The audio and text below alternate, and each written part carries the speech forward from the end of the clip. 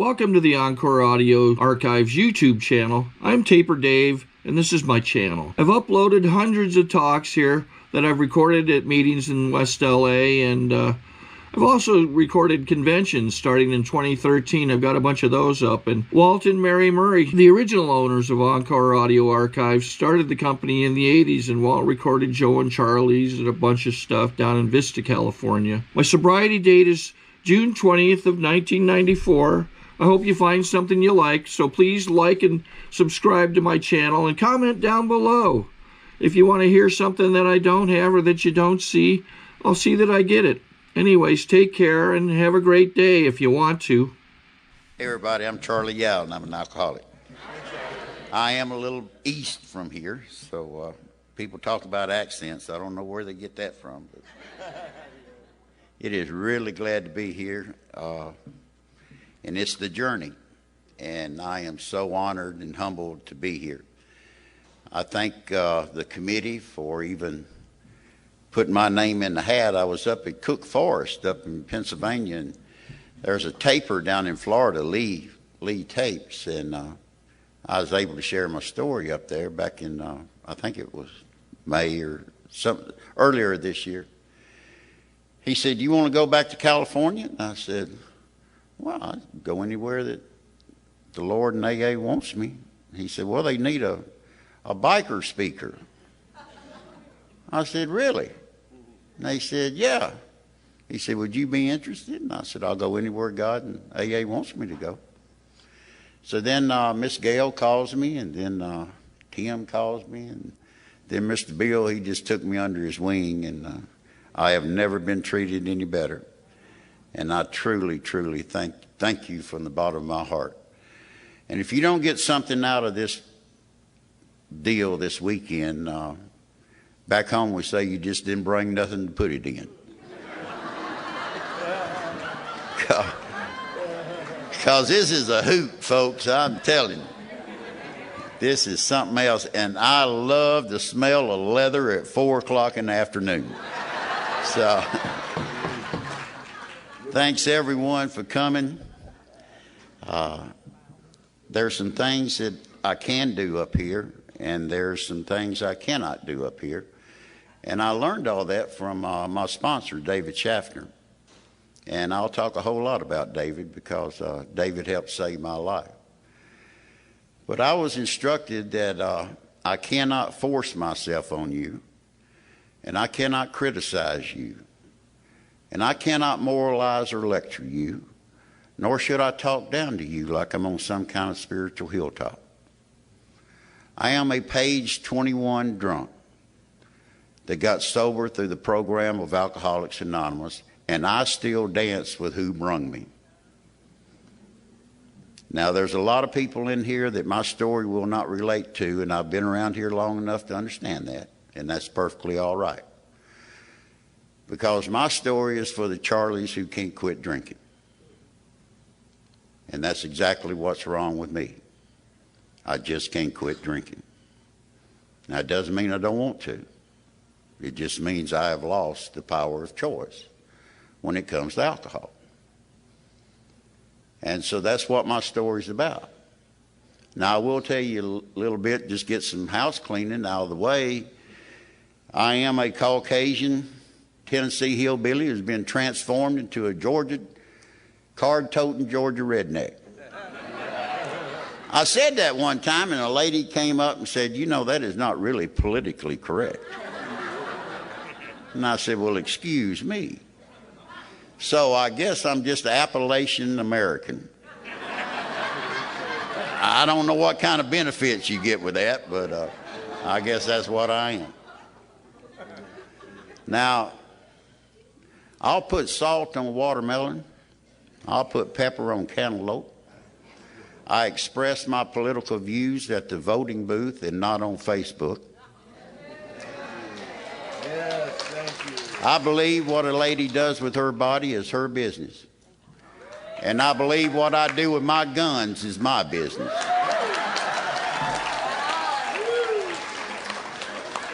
I stand up and I put my hand over my heart when they play our national anthem. And I think the sound of a Harley V twin engine is music of the gods. And I still cry at Danny Thomas and Jerry Lewis telethons. Now that doesn't separate me from the herd a whole lot, but there is that one common denominator that will cut me from it, and that is that I can't quit drinking. Now this is Charlie Yow's story. I've listened to a lot of stories in Alcoholics Anonymous. I get to go places, and I believe every story I ever heard. But this is Charlie's story, and no one else's. If anyone's going to be able to tell it, it ought to be me, because I have taken the steps it takes for me to find out who I am. Now, personally, I wasn't a bit more born an alcoholic than I was a Republican or Democrat. I had 13 years of continuous sobriety, and then I turned 14. And it all started kind of going downhill from then on. But somebody said, "Here, you want one?" And I said, "Sure." And I drank as much as I could, as fast as I could, and I sat around and see what would happen. That's what 14-year-old boys did in Tennessee. There wasn't no thought in it. It wasn't no, well, we really need to weigh this. You know, is there any, background to alcoholism in your family? We drank as much as we could, as fast as we could, and we sit around and see what would happen. And we didn't have any, we went and played ball. That is not an obsession. The physical allergy was not there. I drank too much, too often, for too long, until I came clinically addicted to alcohol. Now, that's my story. Now, I will also say that 90% of my drunk-a-log is hearsay. So, I do have some certified documents from some Superior Court judges and some divorce attorneys that said, "Yeah, you really did that." And well, you run out of no-los after a while, so I guess I did. So we're not going to talk a whole lot about my childhood. It's really immaterial,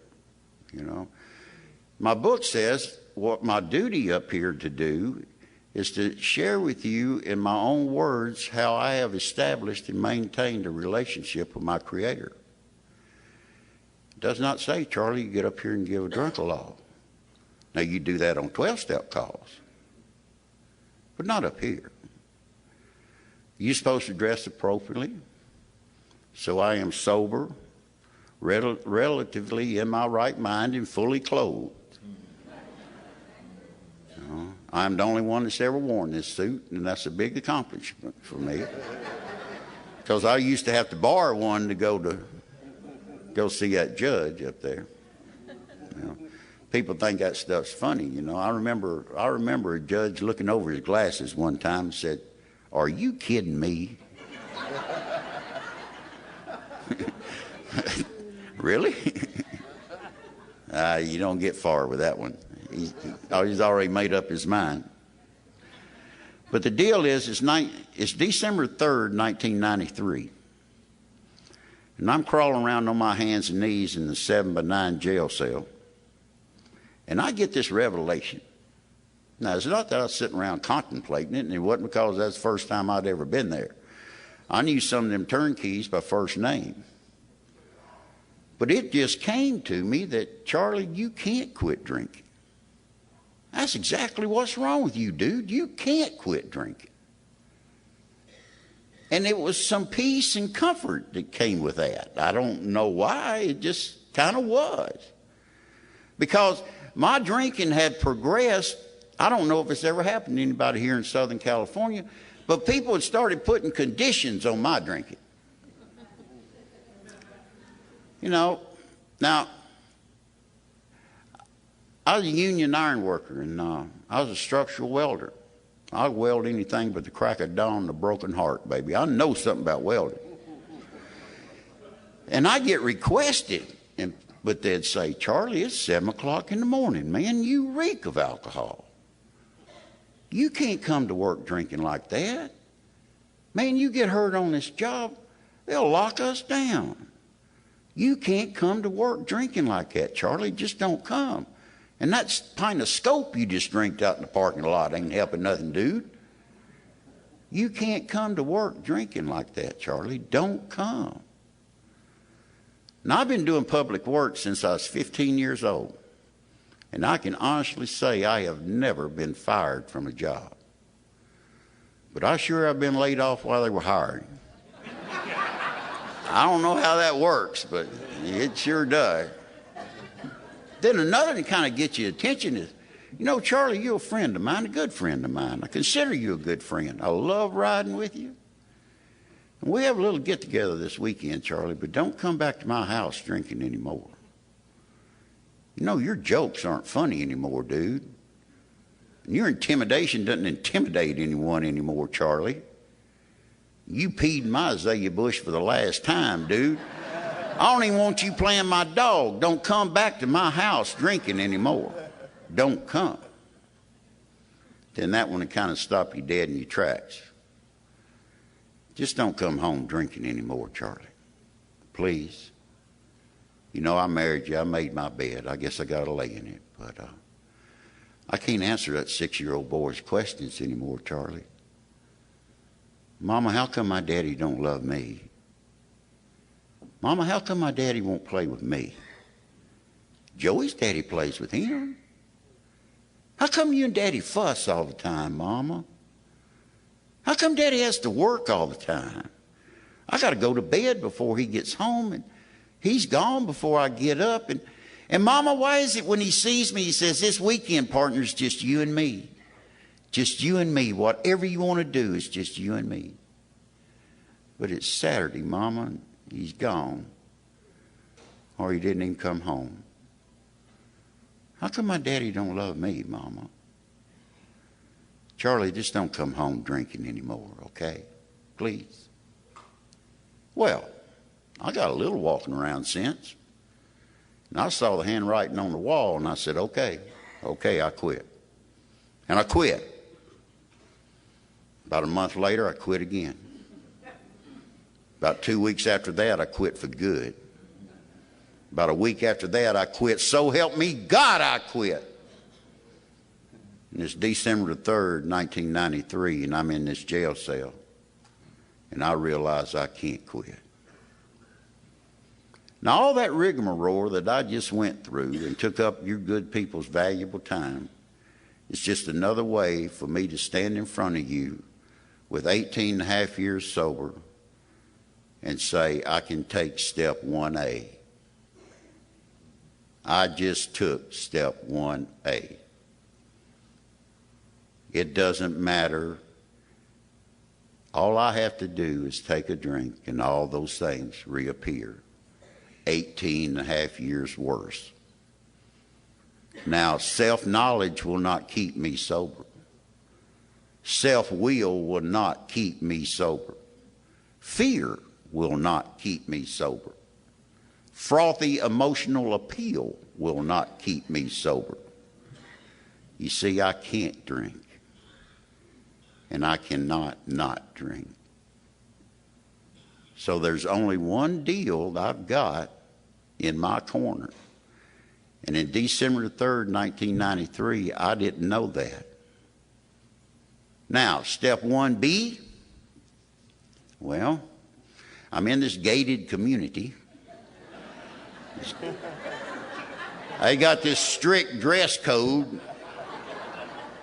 They tell me when to get up, when to go to bed, when to go to chow, what I'll eat, how much I'll eat, who I'll talk to if I get to talk to somebody.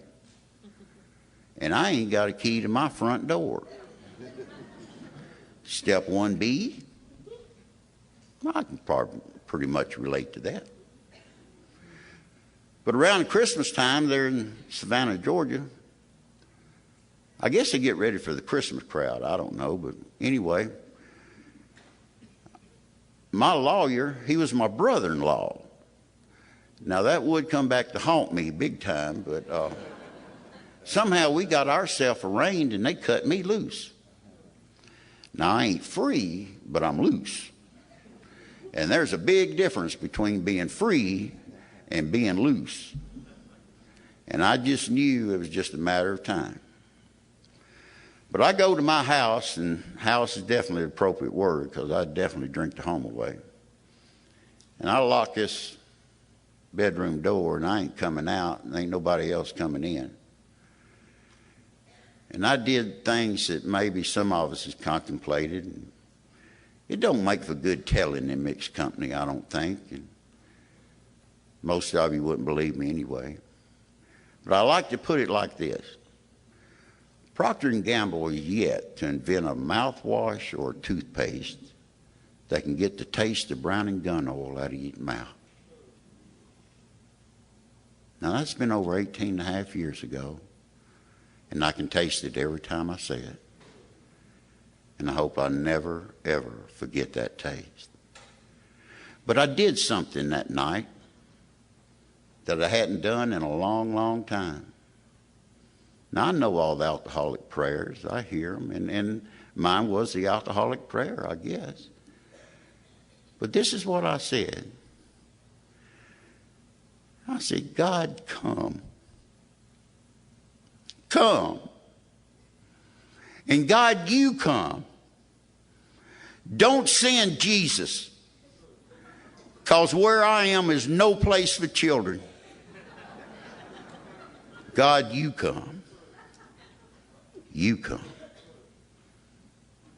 And the first time in a long time, Charlie Yow slept. Now, did he come? I don't know. I don't know. The next morning, I walked out, and my wife was at the kitchen counter. She said, well, I didn't expect to see you. I said, well, I didn't expect to be here, to tell you the truth. And I know what kind of trouble I'm in. And I know how many times I've promised you, but I got to go get a drink. I am dying. I have got to have a drink. And that didn't seem to bother her a whole lot. Now, I'm serious as a heart attack, man, and she just kind of took it with a grain of salt. And she reached under the counter, and she put this book up on the bar. And I looked at it, and I said, well, what's that? She said, well, it's a book, Charlie. I know it's a book, good Lord. But Alcoholics Anonymous. I've never seen that book. She said, well, I know that. I had it in the bill drawer. But I opened it up, and it had this little inscription on it. And it said, the words in this book will bring you peace.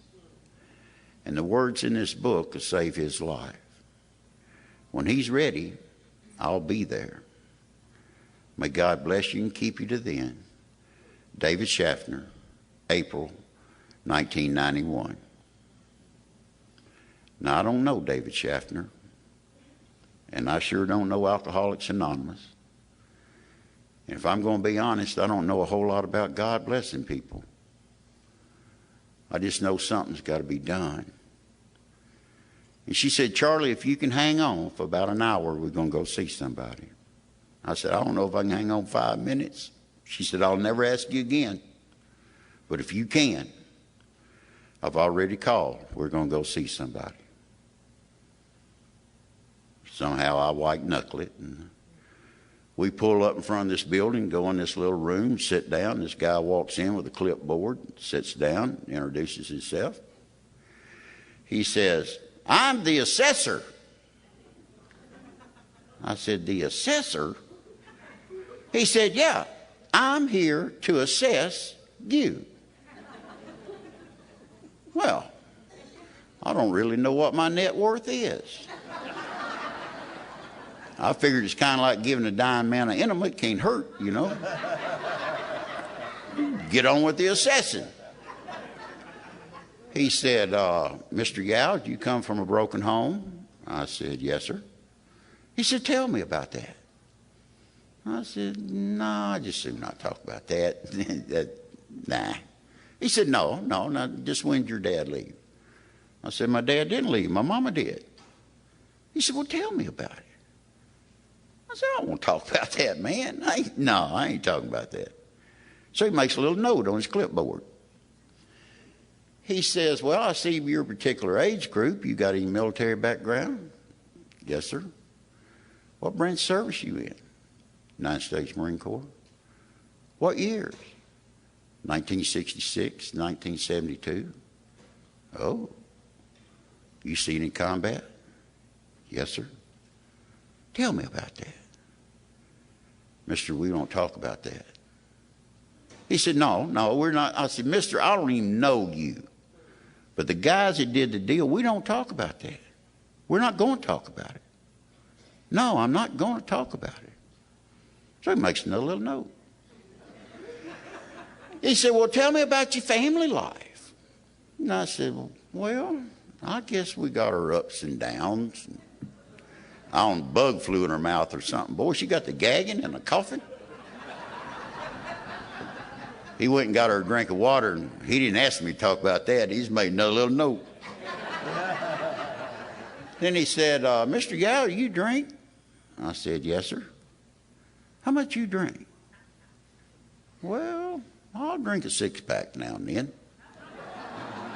He said, now that sounds like a lie.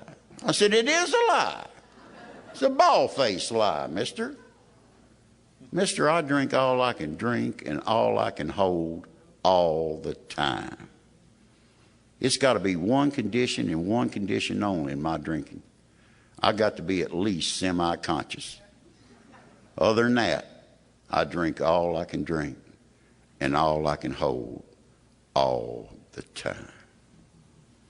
Well, he compiled his notes and looked at my wife and said, well, I think we'll just keep him. She said, good. She gave me a little peck on the cheek, and they just buzzed her right on out the door. They didn't buzz Charlie out the door. You know, there's a West Coast grand person in Alcoholics Anonymous I consider a hero. He says this is a disease of perception. And it's just what was going on in my head. I mean, I'm being as truthful as I can, but it's just the events that was happening, and they were happening too fast, I guess, to me. But it's kind of like the Savannah River separates Georgia and South Carolina. And the river is only about 350 feet across. It's like the Georgia drunk was standing on the Georgia side, and the South Carolina drunk was standing on the South Carolina side.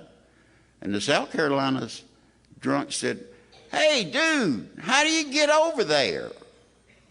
And the Georgia drunk said, hey, dude, you're over there. It's just what I perceived, I guess. I don't know. But they take you in this room and they strip you everything but your Fruit of Looms. And they give you this dress to put on. I mean, it's more like an apron. You can tie it in the front or tie it in the back. It don't make no difference. You're going to be embarrassed. Then they give you these unifoot slippers. They ain't got no bend in them. You can wear them on your right foot or left foot. Don't make no difference. Unifoot slippers, see? And I don't know what it is about these places, but man, you hang meat in there. And they said, are you all right? And I said, well, I'm kind of cold. And he brought out this fishnet looking thing, like what your grandmother crocheted. I mean, 12-count shrimp go right through them holes, you know. And I was standing here in this dress and these unifoot slippers and this fishnet, and I'm thinking, now this ain't what I had envisioned. And I'm a great visionary. I mean, I come from I can have these 3-hour, two-sided conversations, and I'm the only one in the truck. I'm a great visionary. But this just isn't what I thought was going to happen. So they took me and put me in this little room, just had a little bed and a washstand, that's about it. All of a sudden the door opens, then walks Rosie Greer. I mean, this dude's about 6'5", about 350 pounds. He got a straight back chair in this hand and a copy of Sports Illustrated in this hand. And he puts his straight back chair over there in the corner and sits down and says, how are you? I said, well, okay, I guess. He said, I'm the observer. I said, the observer? He said, yeah, I'm here to observe you. I said, you going to sit there all night? He said, I sure am. He said, aren't you going to get in that bed? And I said, I sure ain't. So all night long, Rosie reads Sports Illustrated, and I observe Rosie. Well, they come by and they pop you one of these silver bullets every now and then, just keep you from shaking apart. About the third day, they send you up to the third floor for the medical examination.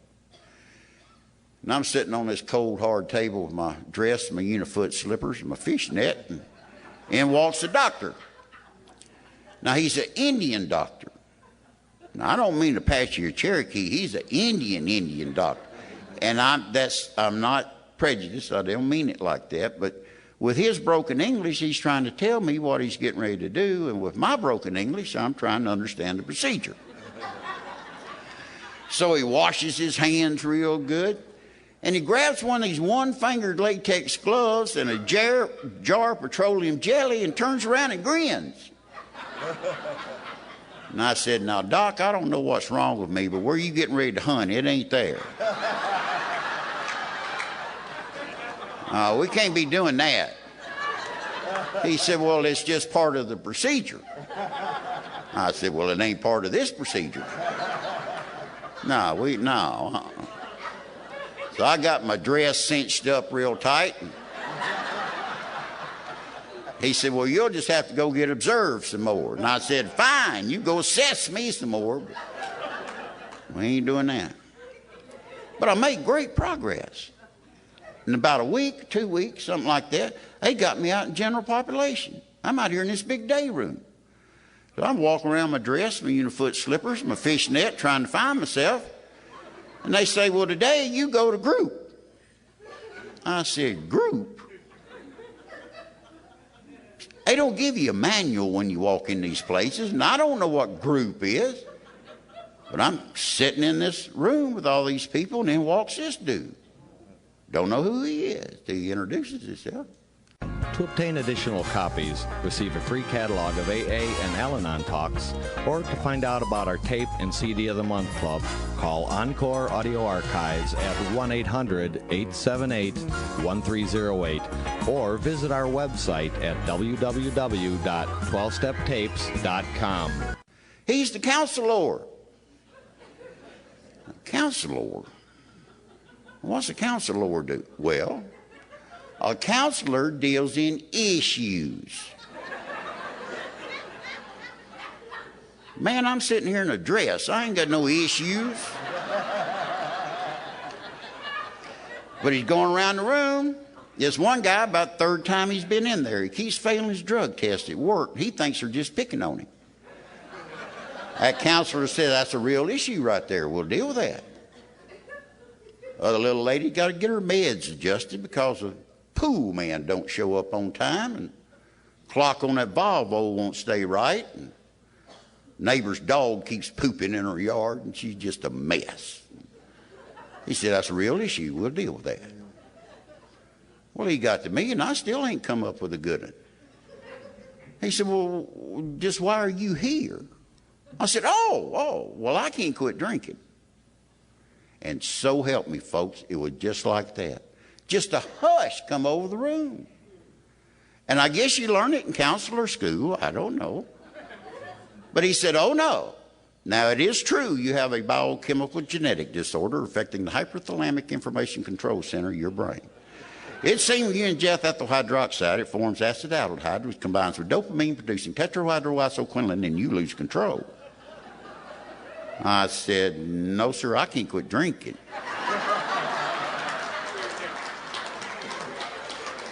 Well, I ain't even ready for group. I'm back out here in the day room. And over against this wall, they got this little bar with a sliding glass window. And all the guys in the dresses and the unifoot slippers and the fishnet were over there lined up against the wall. Well, I ain't the sharpest pin in the cushion, but I figured that's where I ought to go. I'm right over there in line. Little nurse opens that sliding glass door and sets this Easter basket up on the counter. This Easter basket got all these little cupcake holders in them. And all these little cupcake holders got all these little jelly beans in them. Every kind of jelly bean a man can think of. She's got them, son. Now, she only serves one at a time, so you stay orderly. She got to me, she looked at my chart, and she says, I see you've been assessed. And I said, yes, ma'am. I see you've been observed. And I said, yes, ma'am. I see you refused medical treatment. Well, we don't have to go there. But I did double up on my observing, if that helps. She said, well, you can have 2 of these, 2 of these, and 1 of these. So I took 2 of them, 2 of them, and 1 of them. Gave me a little shot of orange juice, washed it down with. I said, well, what do I do now? She said, well, you go to group. I said, they just kicked me out of group. She said, oh, honey, they won't kick you out now. So I'm back in group. Again, the disease of perception. I mean, and it seemed like an eternity, but couldn't have been that long. Somebody found a thermostat in that place. And son, the temperature started rising. Off come the fishnet. I got this dress hiked up.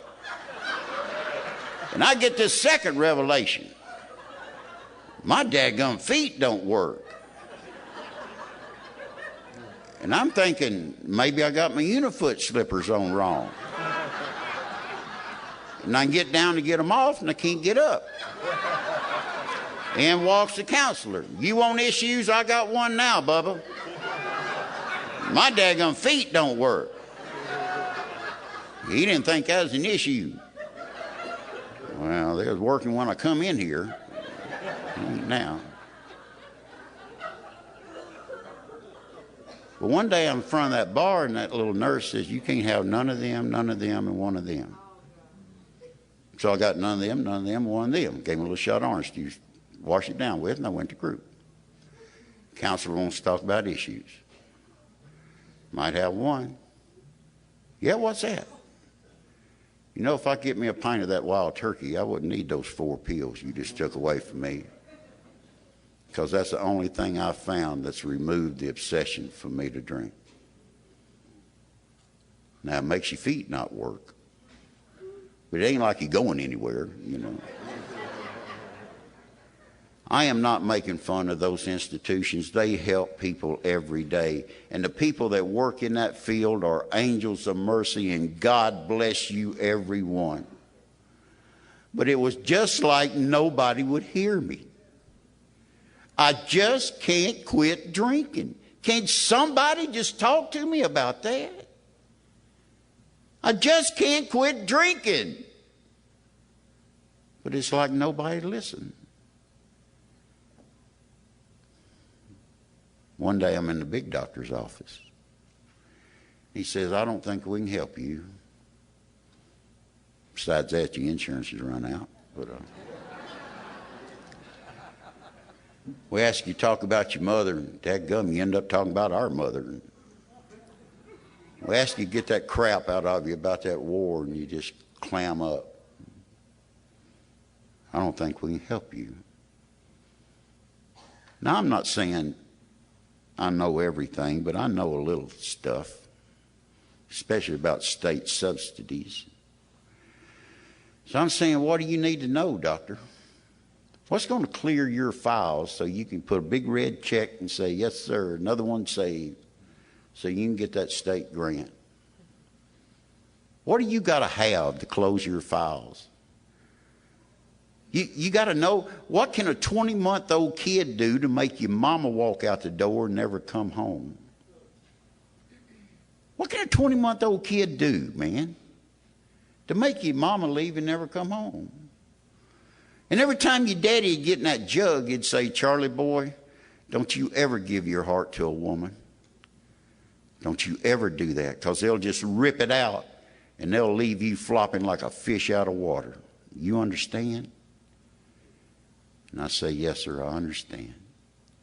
But I didn't understand, see, because my mother sent me birthday cards and Christmas cards every year, and they all said the same thing. I love you, Charlie, and don't you ever doubt I don't love you. That's what I wanted to believe. So I'm 15 years old, and I can't get beat no more. And I am so tired of hating. And I'm just like any other animal. You back into a corner, we'll do one or two things. We'll fight or we'll run away. And I couldn't fight him. So he goes to work one day and I run away. And that 300-mile trip to Memphis, Tennessee, I'm thinking, today I prove you wrong, Hoss. Today I prove you wrong.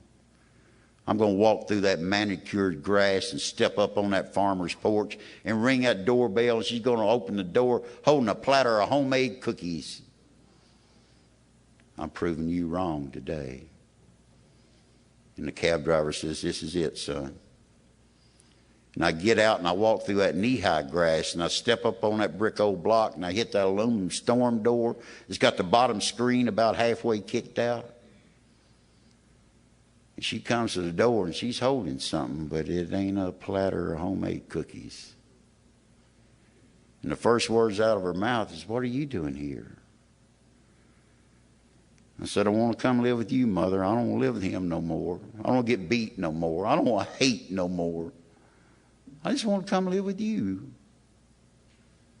She steps off those brick old blocks. She said, Charlie, I'm your mother. I love you and I'll always love you. But you can't stay here. You just can't stay here. And I'm walking off. She says, where are you going? But I don't look back. Because the only thing in my mind was that SOB was right. He was right. And I was going to prove him wrong, but he's right. Folks, for 30 years I carried that. But thank God for the program of Alcoholics Anonymous. I fit this in my story because if there's a Charlie out there that rings any kind of bell at all to you, the amends process through the steps of Alcoholics Anonymous will heal that. Because I went to my mother and I told her how sick I was. That is sick, folks. That I demand that you love me the way I want you to love me. How sick is that? Instead of just giving you the privilege to love me.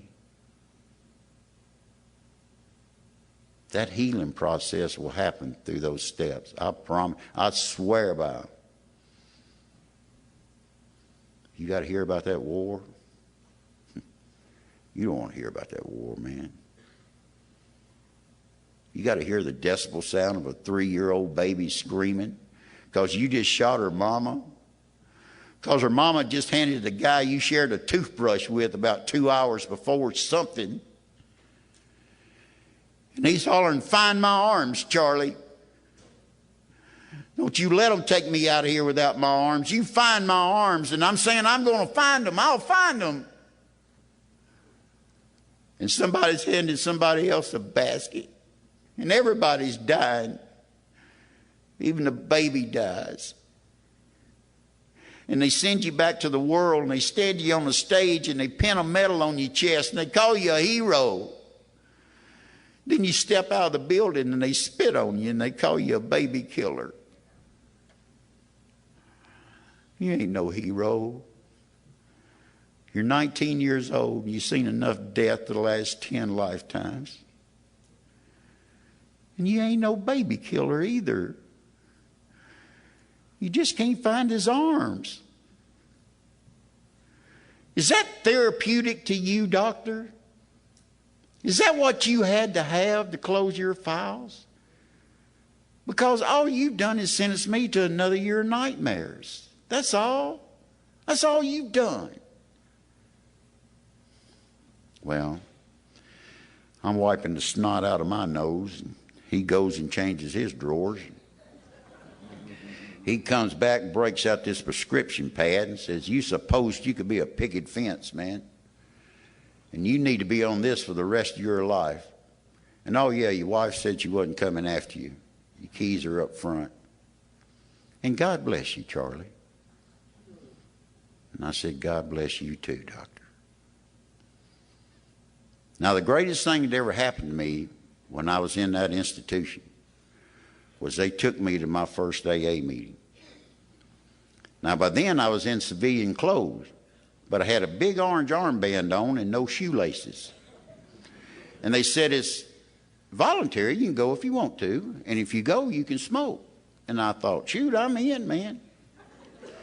So they loaded us on a little short bus and took us over to this building and put us way up in the nosebleed section. And we waiting for the smoking lamp to be lit. And this preacher gets up there and leads everybody in a prayer I never even heard of. So people get up and read some stuff that makes absolutely no sense whatsoever. Then they talk about some upcoming events. Then they stopped and they started fellowshipping a little bit. And we up there huffing and a puffing, and I looked, and coming up those stairs, this long, tall drink of water walked right up to me and stuck out his hand. Said, "My name's David. It's good to see you." And I said, "Well, how are you?" "Good, yeah." He said, "I know you." I said, "No, I don't think I know you." He said, "That's all right. I know you. I've been where you been." I said, "Oh, you out on bail too?" He said, "No, I ain't out on bail, but we'll talk." And like I said, there was probably 600 people there. And to the best of my recollection, he is the only man that took time out of his life to walk up those stairs and stick out his hands to the guys with the big orange armbands on and no shoestrings. Now, I didn't know why he did it then, but I know today. I know today. So I leave this place, and the last time I have ever contemplated on which way I wanted to go. Because if I turned right and went about a block or two, I'd be right in front of a liquor store. And that guy knew me better than anybody in Savannah, Georgia. He had it packaged before I got there. He gave me credit because I was such a good customer. He'd let me forge my wife's signature on a credit card because I was such a good customer. Or if I turned left and went a couple of blocks, I'd be over at this building where they're having those AA meetings. Somehow I just turned left. I've got no answer for it. I just turned left. And I walked in that building, and there was an old man sitting over in the corner, and he looked right into the bowels of my soul. And he said, "What's your problem?" I said, "I can't quit drinking." And his old face just lit up, man. You thought he won the lottery or something. And you know what he said? He said, "I can't quit either, son. That's why I'm here. Welcome home." Now, like I said, I've been to my share of the meetings, and I've heard a lot of stories. And 90% of the stories you hear in Alcoholics Anonymous is, the last place I wanted to be was in Alcoholics Anonymous. Good Lord, you talk about scraping the bottom of the barrel. Dadgum bunch of Jesus freaks. And I ain't drinking that coffee. It's got to have a Kool-Aid in it or something. Just waiting for somebody to bite a chicken's head off. Well, that's your story, and I respect your story. This is Charlie's story. It took that 5 seconds of elapsed time in history and that one statement from a total stranger for me to know that I was home. Because finally somebody talked my language.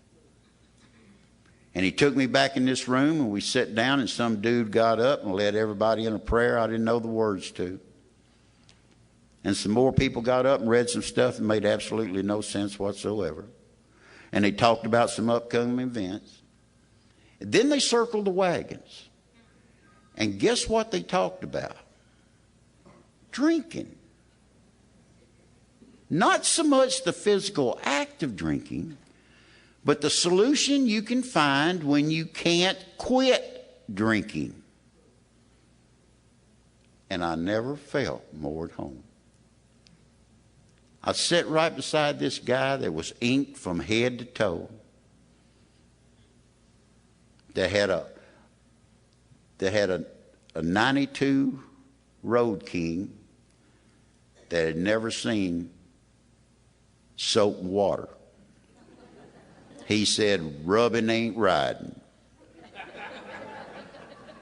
But he talked about doing 18 months on death row for killing the man in the blackout. And I never felt more at home. And there was a lady sitting beside me that was too pretty to be an alcoholic. And she talked about giving her kids up and turning to prostitution to support her habit. And I never felt more at home. And at the end of that meeting, they asked me if I wanted to join Alcoholics Anonymous. And I said, I sure do. And over on the East Coast, we have a thing called a chip system. And the desired chip is a white chip. Now, I thought somebody slipped out and made it because I was coming. I didn't know we bought them by the pound.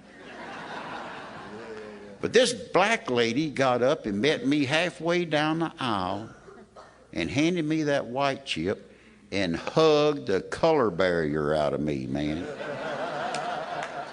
Son, she hugged me like I was somebody. And she hugged me like she was somebody. And she didn't ask me about my mama. And she didn't ask me about that war. And she didn't ask me if I had a valid driver's license or if my insurance was paid up or if I was riding a Harley or a Suzuki.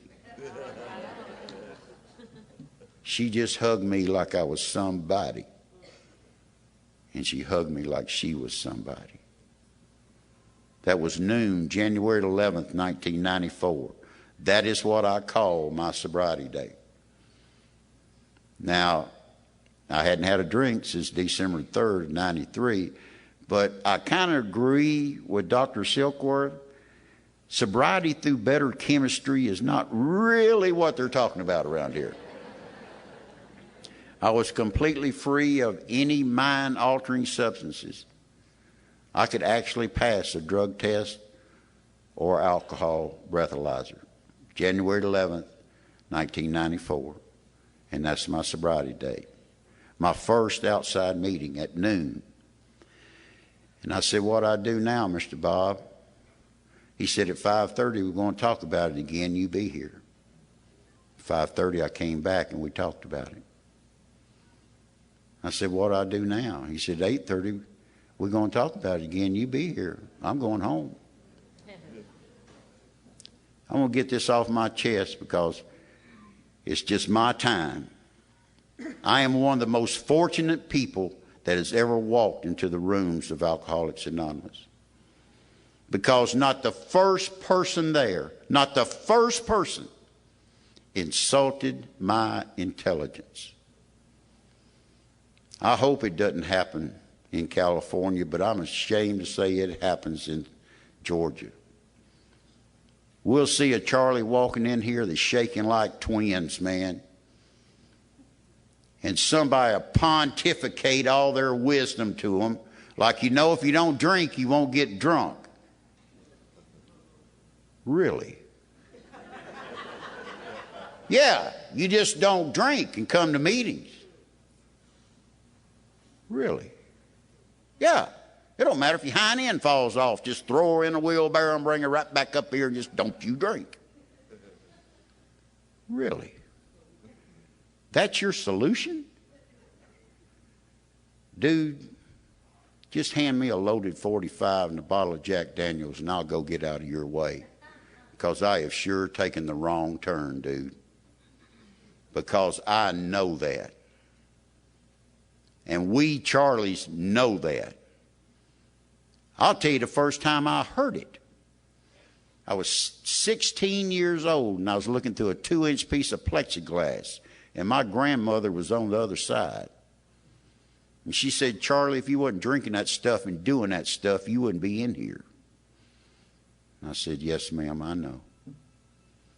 Charlie, if you wasn't drinking that stuff and doing that stuff and messing around them yahoos, I wouldn't be spending my retirement trying to keep you out of the penitentiary. And I'm saying, yes, ma'am, I know.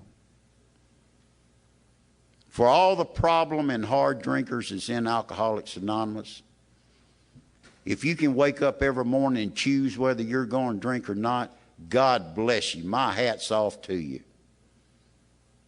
I ask one simple thing. Don't try to kill all us Charlies who don't have a choice anymore. That's all I ask. If you don't know what the spiritual solution is, don't dig my grave any deeper. Please. But nobody did that. 8:30, I came back to my third meeting that day. And guess who's sitting on the front row? That long, tall drink of water came up and shook my hand. Now, I got 3 AA meetings under my belt, $38,000 worth of therapy because I had such a good therapist. So I swandered on up to the front and I said, David, I need me a temporary sponsor. Son, it looked like I slapped him in the face with a dirty mop. He said, let me tell you something, Hammer, I don't do temporary. Did you come in here for relief or did you come in here for recovery? Now, I didn't know the difference in the words, but I knew the right word to say. And I said, I came in here for recovery. And he handed me a pamphlet on questions and answers on sponsorship. He said, you got a home group? I said, well, no. He said, you go over there and tell that man you named your sobriety date. I said, today's my sobriety date.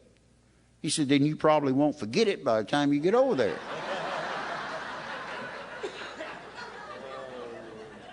He said, come here. He took me out in this other room. He said, do you know what that is? I said, yeah, it's a coffee making thing, ain't it? He said, I'm going to show you the integral workings of it. He said, there's 4 pots here.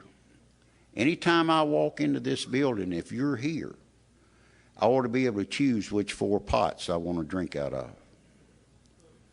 I said, but everybody's outside talking. He said, you ain't got a seat out there. You in here making coffee.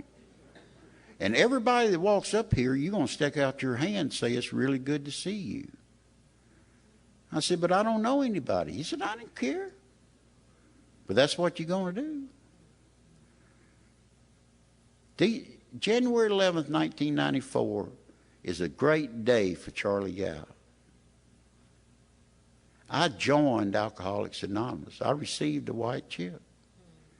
I went to 3 meetings. I got a sponsor.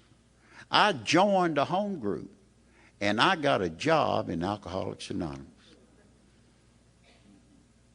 It's a great day for Charlie Yow. And that's what's kept me here. My sponsor believes in the black, and we got into black, and we got into black, Hoss. Within 2 days, I had a 4-step packet in my pocket.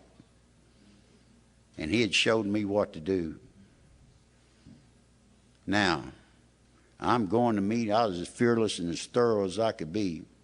Then I turned the page and read something I probably shouldn't have. It said, this next step could be postponed. And I'm thinking, well, maybe I'll just ride this spiritual hilltop a little bit. Then one night he looked at me and said, Charlie, it don't have to be with me, but if you don't do it, you're going to get drunk. And he turned around and walked off. And I knew he knew what he was talking about. Now, we have some options, and who to do our 5th step with. It talks about it. The book is a little dated now because there's plenty of people qualified to hear 5th steps. But I did what I just knew I had to do. I went home and I called my best friend.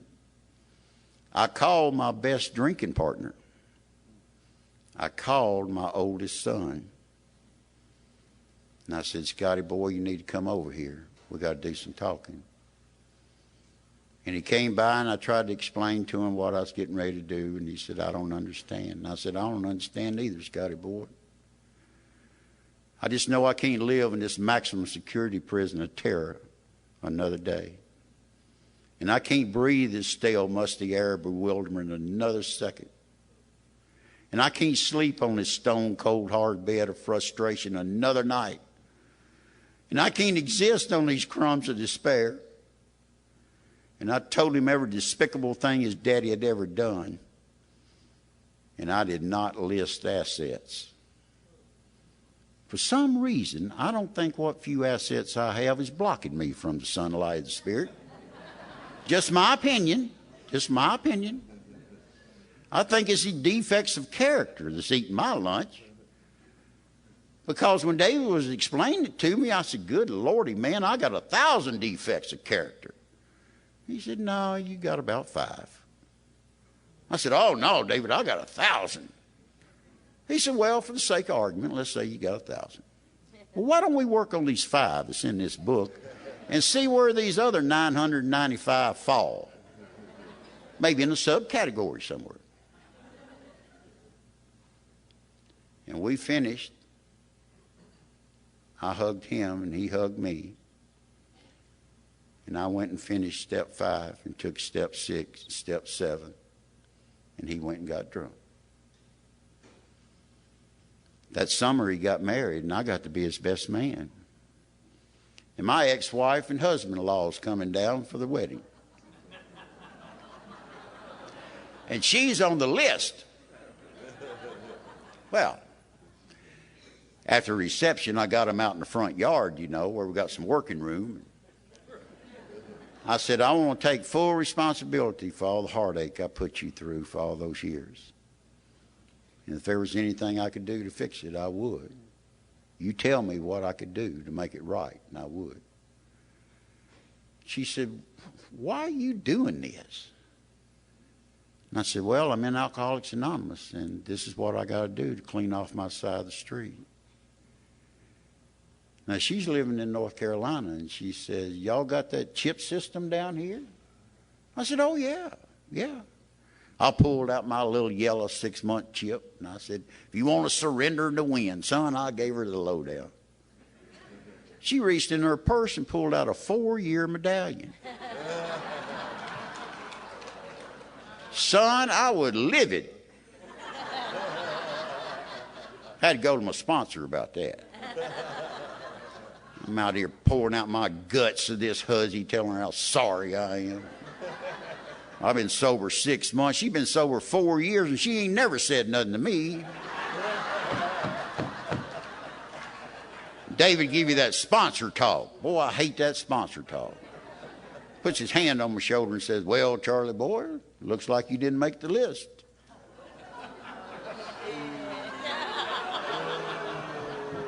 Now, there's a moral to that story.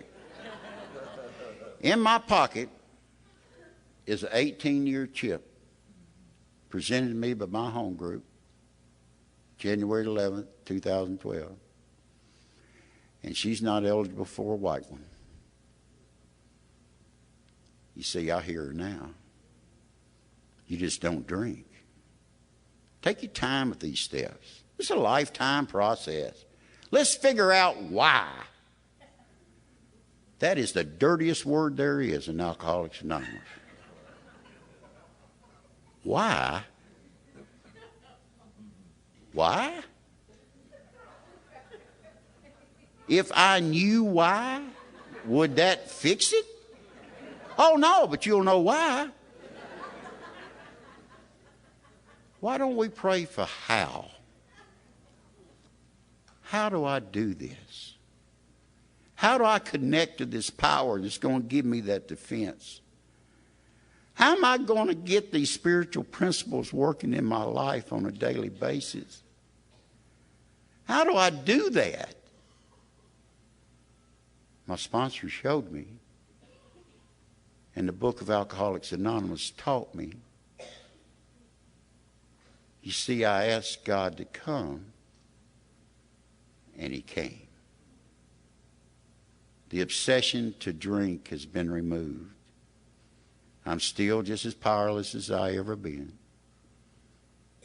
But I seldom think about it. And there are a lot of Charlies I get to see in my walk that just can't quit drinking. I get to go to the Salvation Army. I was there one night. They wasn't going. It was pouring down rain. Man, it was coming a frog strangler. And they wasn't going to let this old boy in. Somebody had beat him about half to death, man. And it's true. He was dining out of Wendy's Dipsy dumpsters. Ain't no telling when he had changed clothes.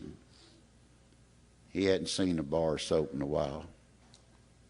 And yes, he smelt like Mad Dog 2020. And they wasn't going to let him in. But we asked him, at least let him in out of the rain, man. Please, just let him in out of the rain. So they let him in and said, you sit over there and don't you open your mouth. You just sit there. And we was going on with the meeting, and this man was crying from his soul. He was crying. And finally, I couldn't stand. I said, man, what is wrong? He said, they're trying to steal my spoon. They're going to steal my spoon. I said, spoon? I got a drawer full of spoons. But it was his spoon.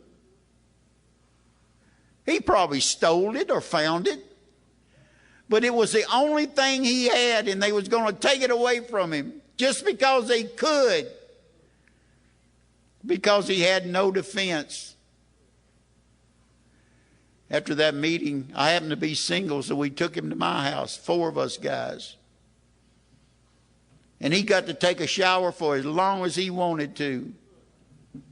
And use all the soap and shampoo he wanted to. And there was a fresh razor right there. He could shave if he wanted to. And we found clothes that would fit him. And they were all clean.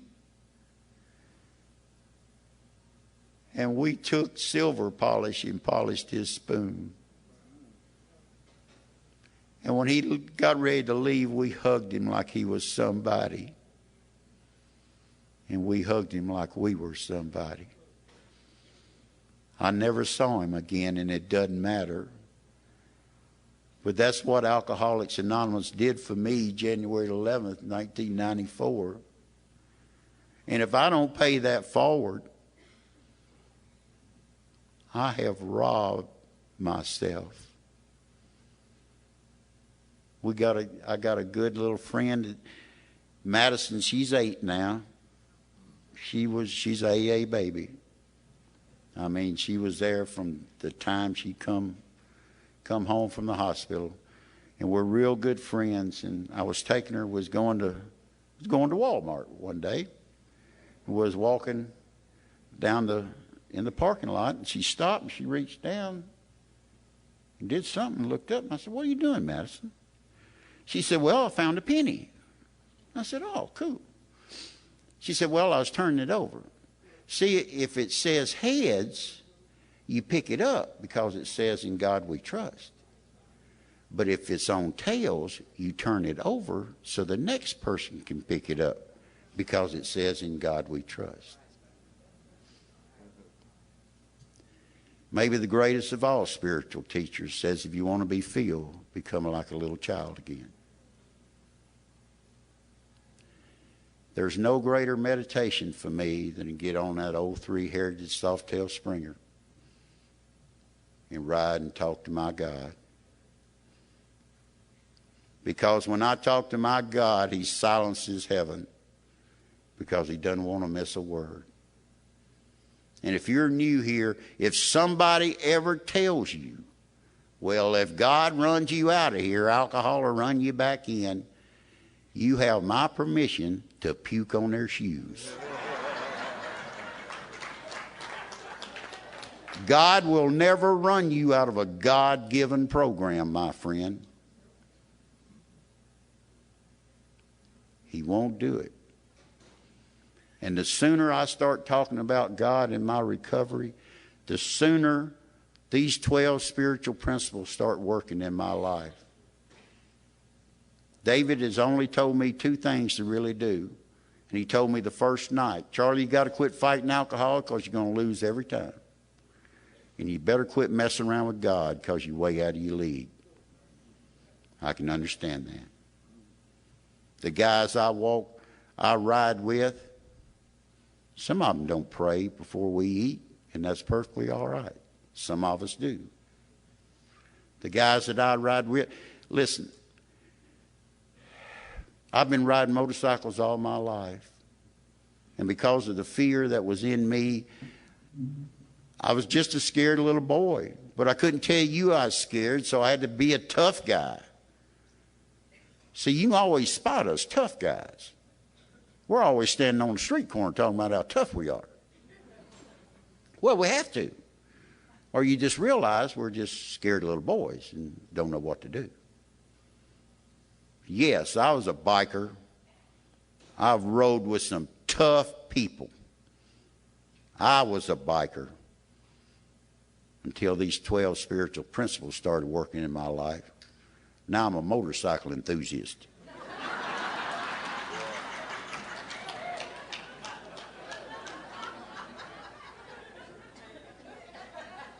Honesty, hope, faith, courage, integrity, willingness, humility, brotherly love, discipline, awareness, perseverance, love, and service. It's these 12 spiritual principles it takes for me to be nice to you. And when I'm nice to you, I reconnect with you. And when I reconnect with you, I reconnect with my God. And that's all he ever wanted. He wanted his boy to come back home. And December 28, 2002, I get this phone call. And they said it's happened. Scotty's flipped a Jeep Cherokee 8 times and he's dead. And I said, okay. And I called David and I said, Scotty's dead, David, and I don't know what to do. 15 minutes, David's at my door and he walks in. His wife walks in. And Lucy holds my wife and lets her cry for 3 hours because I can't touch him. And I said, I don't know what to do, David. And you know what he said? Nothing. Within an hour, my grand sponsor called and said, Charlie, I'll drive you to North Carolina and we'll stay up there as long as we have to. You don't have to do this alone. Did he tell me what to do? He didn't say nothing. They were there. And that is what true sponsorship is, in my opinion. They are there. Because there's one viable thread that holds me, my sponsor, my grand sponsor, my great-grand sponsor, the guys that I sponsor, the guys that they sponsor, the guys that they sponsor, the guys that they sponsor, and the guys that they sponsor. One common thread: the lack of power. But we make a solemn vow that we'll be there. There's no greater love than one human being say, I care enough about you that I'll be there. It ain't a bad deal for an old Georgia redneck who can't quit drinking. God bless Alcoholics Anonymous. God bless. Sorry to interrupt your viewing. Taper Dave here. Just wanted to take a second to ask you to like and subscribe to my channel. Let me know if you like what you're listening. I've got some very good talks here, and this one's a great one. Just curious, do you think this is better than Zoom? Tell me what you think. Okay, this is how I prepare my drone for launching. I like to do it inside the cab of my truck so I'm not standing outside in the weather. To install the joysticks for control, up and down, right and left, powered on. I have an Android phone that I use to connect it to the drone with. And it's actually controlled through the iPhone, through an app. Oops, wrong way. It's actually controlled through the iPhone, or through this Android phone, through the app. It's actually controlled through the Android phone, through an app, and you connect it through this short connection right here.